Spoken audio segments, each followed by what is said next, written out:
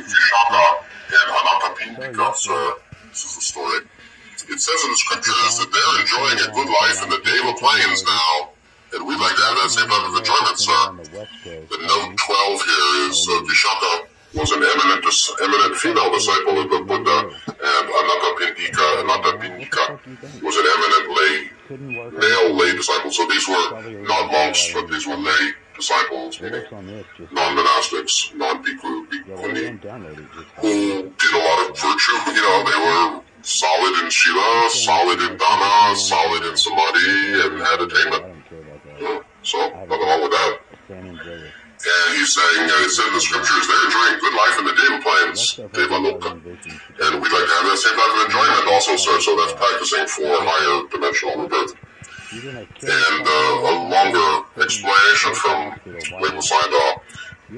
Yes, they're enjoying a good life after having attained a lot. But you've not attained to the same stage yet, have you? Are you really doing as they did? He tells the story.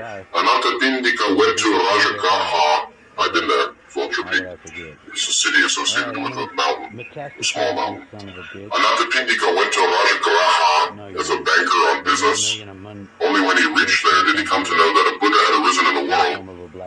It was a very heavy place. I felt something strong. He didn't go to Rajagaha to meditate or to pay respects to the Buddha, but when he was told about the Buddha, he went to see him immediately. In the middle of the night, he had to leave the city walls to go to the place where the Buddha resided, outside of Rajagaha. When he stood before the Buddha, he attained what he aspired to, just like that. If someone drops everything and hurries to the Buddha in the middle of the night, is the effort of that person great or small?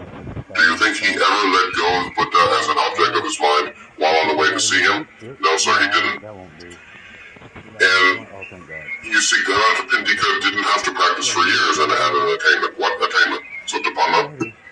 Non-returner, or first once returner, non-returner? I don't know. At least Sotapanna. And so you see, all sorts of catalysts can act as trigger for fruit.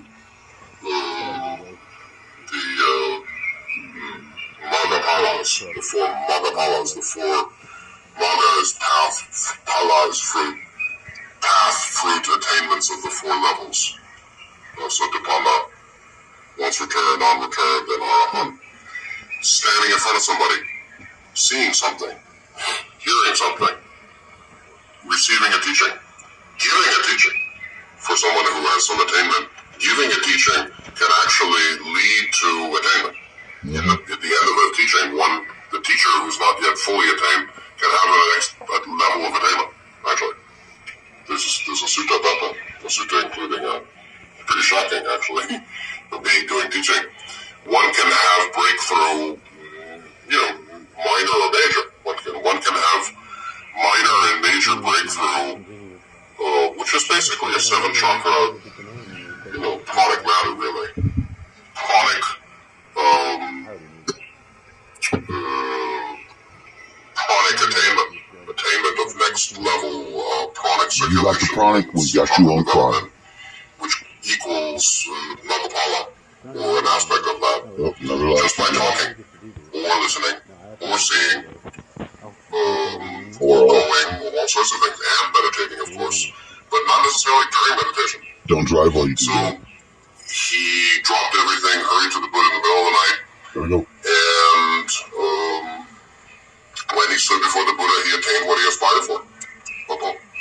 So, Webu Sayadaw asks, do you think he ever let go of Buddha as the object of his mind while on the way to see him? No, sir, he didn't. But you see, that's not what did it, that he kept thinking about the Buddha. And it really wasn't even completely just the effort of going to see Gautama in the middle of the night, leaving Rajagaha, and go there because he knew a great sun had arisen in the world. It was his karma. He had done massive spiritual work in past lives, and thus had the excellent karma to be born at the time of the arising of a Buddha, and to be able to be in the vicinity to go visit physically. That was the result of, that's his good karma. Good karma means the result of very significant work in self-transformation in past lives, and a lot of sacrifice. A lot of Shila and a lot of Dhamma, absolutely. You can be already in that state now, and not keeping Buddha in his mind when he was walking for just find out. Just find out. His mind view. A lightning So, flash. but this is, not every little detail is spoken in every statement. Well, me too. So, Weibel goes on, now tell me about yourselves. Weibel says, very honestly, we lose the awareness of the object while we walk, or while we think, and so on, sir. Weibel says, if you want to become like Anathapindika, you have to strive as he strove. Oh, no.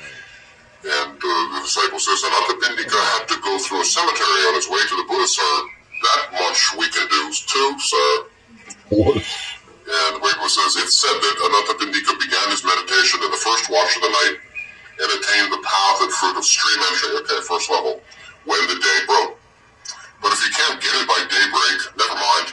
It's good enough if you can get it by the time the sun has risen and it is light. Tell me, will you work so that you can attain the goal by tomorrow? The student says, sir, we too shall go through a cemetery to come to a monastery, and in this way we shall emulate Anathapindika, which is a cute, evasive way of not saying no. I'm not able to work. I don't want it enough to work so that I attain the goal by tomorrow. So the disciple didn't want to say, sorry, yes, sir, I'm not at that level of motivation. I think you're a great being, you're a great hero, but I don't have that strength of desire. So for me, it's a big deal. It's something, it's part of my karmic, my work in this life to work through this issue. For you, it may not be important, but for me, it is. Oh, it's important. But self-deception is everyone's business. Because this is a collective full of self-deception. So it's better not to participate. Are we all? So he said, well, we'll go through the cemetery, that way we emulate him. Did he allow the continuity of awareness to be interrupted? He didn't, sir, but we are doing the same as he did, only as far as the way is concerned, meaning we walk through a cemetery. So Weibel says, if you really want to become like Anathapindika, you have to work. If you work, you can fulfill your aspiration. If you don't work, you won't achieve anything. Is it not possible for you to concentrate on the spot where the air touches? It is possible, sir. To become like Anathapindika, you have to practice as I taught you. Will you tell me tomorrow that you attained your goal? And the disciple says, I shall tell you that I haven't attained it yet, sir. And this is kind of a funny kind of thing going on here. I don't know the attitude of Weibel at all. He's a very serious person. And I think he's fully attained. Maybe that's the best way of dealing with a student like this. I have no idea. I'm not at his level, so I can only think of how I know where I am. But I don't know, I mean, if you keep beating on the same impossibility, I don't know if that's helpful. Because at the end, the student really just says, this is what I see personally in Asia a lot, where there's really a gulf between the teachers and the students. In the West, the teachers are not so high and the students are not so low. In the East, some at best, the teachers are very high and the students are commonly quite low. Low meaning not developed in wisdom. Not seeking to develop in wisdom. Not asking deep questions. And commonly not so great with Sila as well. They're pretty good with Dana. They're great with Dana because that's making merit. Talking about Theravada in Burma, Sri Lanka, Thailand, particularly Thailand. I've really never been to Burma, Sri Lanka.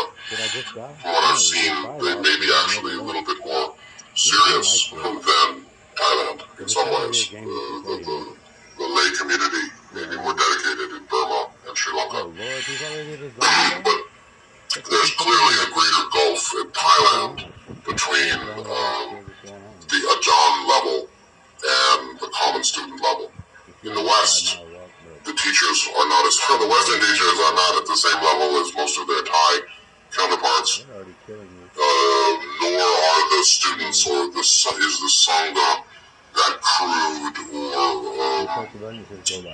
or unwise or unsophisticated. So you have a greater sophistication, you have a greater middle in the West, and a more sparse middle level of wisdom. It doesn't matter what and the greater gulf between teacher and student in the East. It could be So, fucking, but this kind of approach may be part of the problem. Anyway, Webbook says, do you know what Anandapindika did after he attained the first stage of awakening? So, he thought, this is incomparable. My king, my people, my relatives, my sons and daughters, city dwellers, and country folk, all of them have not yet heard that a Buddha has arisen. I want them to experience the same bliss I've experienced. Now, how can I accomplish this? I have to invite the Buddha and make him stay for some time in my city, Savatthi, and all can go and meet him. The Buddha, out of great compassion, will teach them, and at the end of the teaching, human beings and gods, devils alike, will attain to the bliss I've attained. And then, even though he just had Sotapanna, he was quite aware of the bliss. And this is, attainment of Sotapanna by a very wealthy man in a certain culture, in a society in which a real Buddha has arisen and lives. And the experience of Sotapanna for that person, in that society, at that time, in his condition, is not the same as the experience of Sotapanna for everyone else. So, that's another subtle point. Going on, Anandapindika understood the ultimate truth, and he knew the reason he understood it. He knew, this is breaking one of the first fetters, he no longer had doubt in Tirata. He no longer had doubt in Buddha Dhamma Sangha. That's what Webu means, I believe, when he said he knew the reason he understood it. The reason he understood the ultimate truth was that he was practicing properly in accord with Gautama, or he met Gautama and realized, this guy is for real. This guy really is a Buddha,